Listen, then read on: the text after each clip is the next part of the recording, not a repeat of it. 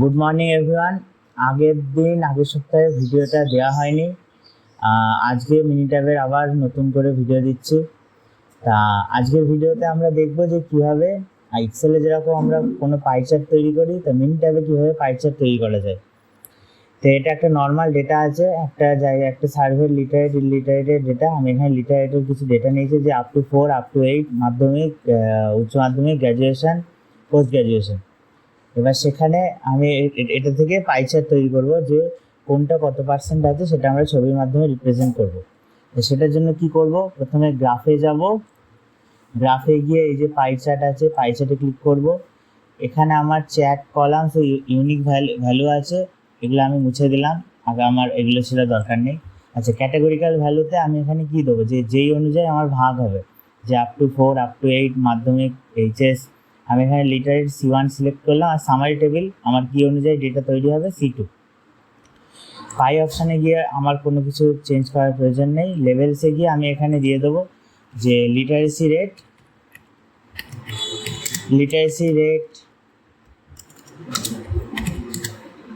Of, এটা যেহেতু Lataguri data, তাই লাটাগুড়ি আমি দিয়ে দিলাম, ওকে।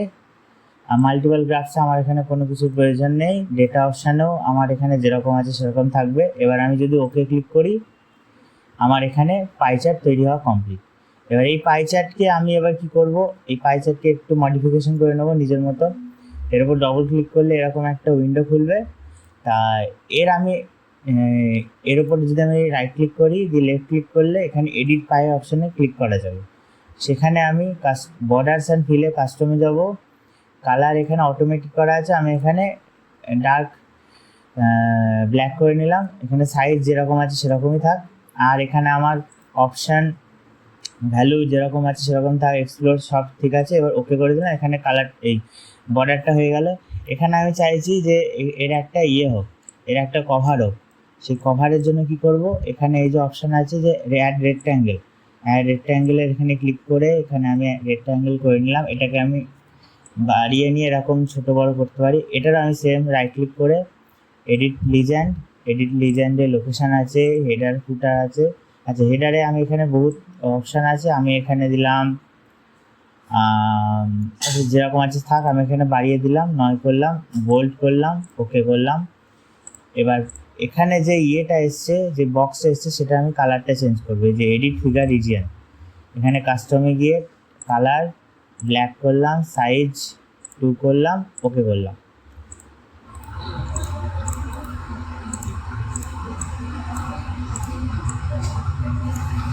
আচ্ছা, আবার করে নিই, এডিট রেক্ট্যাঙ্গেল, এখানে কাস্টম অটোমেটিক ব্ল্যাক, সাইজ 2, ওকে। এই যেটা হয়ে গেল লিটারেসি রেটটা, এটাও ঠিক আছে। এবার এটা চাইছে আমি পুরোটা কভার হোক, তা সেই জন্য পুরোটা রেক্ট্যাঙ্গেল করে নিয়ে পুরোটা রেক্ট্যাঙ্গেল দিলাম। এখানে সেম আমি আবার এডিট রেক্ট্যাঙ্গেলে গিয়ে কাস্টমে গিয়ে টাইপ যেরকম আছে থাক, অটোমেটিক ব্ল্যাক, সাইজ 2 করলাম, ওকে। এবার এর মধ্যে যদি আমার লেখার অপশান থাকে, যে অপশানসে গিয়ে এখানে ইনক্রিজ ডিক্রিজ ভলিউম, পাই ডায়ামিটার, এক্সপ্লোর, অ্যাট্রিবিউটস, কাস্টম, এখানে টাইপস এরকমই থাক। টাইপস আমার কোনো লেখার দরকার নেই। আমি এখানে ওকে করলাম, আমার এটা চেঞ্জ হয়ে গেল। আর এটা আমি ডাইরেক্ট এখানে ক্লিক করে এখানে আমি ডাইরেক্ট প্রিন্ট করতে পারি। এই যে এরকম থেকে আমি এখানে ওকে ক্লিক করব, আমার এটা প্রিন্ট হিসাবে সেভ হবে। অথবা আমি এখানে এটাই ক্লিক করে যে সেন্ড টু মাইক্রোসফট ওয়ার্ড, আগের ভিডিওতে যেরকম দেখিয়েছিলাম যে কীভাবে মাইক্রোসফট ওয়ার্ড থেকে গিয়ে সেখানে প্রিন্ট আউট নেওয়া যায়। এই যে মাইক্রোসফট ওয়ার্ডে চলে এসছে, এখান থেকে আমি এখানে প্রিন্ট আউট নিতে পারবো। তো এইভাবে আমরা মাইক্রোসফট এক্সেলের মতো মিনিট্যাবেও যে কোনো ডেটা থেকে পাই চার্ট করতে পারি। সেখানে আমার মনে হচ্ছে যে এই ডেটাগুলো আমার লেখা আমি পাল্টাতে পারি। সেখানে এই হেডার ফন্ট, তারপরে বডি ফন্ট, এগুলো সব চেঞ্জ করা যায়। তা এই হচ্ছে আজকের ভিডিও।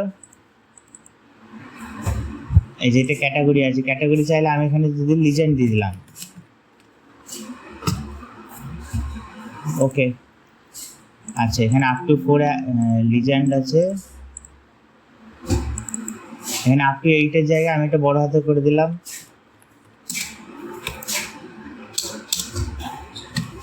ওকে। এইভাবে আপনারা নিজেদের সুবিধা মতো কাজ করতে পারবেন। আজকের জন্য এইটুকুই।